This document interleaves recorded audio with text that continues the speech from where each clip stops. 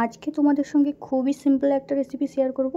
তো আজকে করব এই সাঁচি লাউটার তরকারি খুবই সিম্পলভাবে। তো কড়াইতে আমি দিয়ে দিয়েছি সরষের তেল, তার মধ্যে কালো জিরে আর কাঁচা লঙ্কা দিয়ে দেওয়ার পর কেটে রাখা সাঁচি লাউগুলোকে ভালো করে ধুয়ে কড়াইতে দিয়ে দেবো।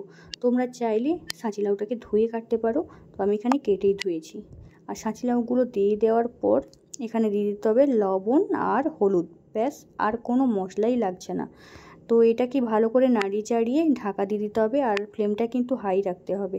বেশ কিছুক্ষণ ঢাকা রাখার পর খুলে নিতে হবে, আর তখন দেখা যাবে যে এই লাউ থেকে জলটা ছেড়ে দিয়েছে। তখন কিন্তু ফ্লেমটাকে লো করে আবারও ঢাকা দিয়ে দিতে হবে লাউটা সেদ্ধ হওয়া পর্যন্ত। আর সেদ্ধ হয়ে গেলে তারপরে ঢাকাটা খুলে আবারও হাই ফ্লেম করে জলটাকে হালকা করে শুকিয়ে নিতে হবে। তোমরা চাইলে পুরোটা শুকিয়ে নিতে পারো বা এরকম জল জলেও রাখতে পারো। জল জলে রাখলে এটা রুটির সঙ্গে খেতে পারো, আর শুকনো করে নিয়ে ভাতের সঙ্গে খেতে পারো। এটা কিন্তু খুবই খেতে ভালো হয়, একটা হেলদি রেসিপি বলতে পারো। তো এখানে রুটির সঙ্গেই সার্ভ করা হয়েছিল। তোমরা চাইলে এটা অবশ্যই বানিয়ে খেতে পারো। আর যদি রেসিপিটা ভালো লাগে অবশ্যই লাইক করে দিও। টাটা।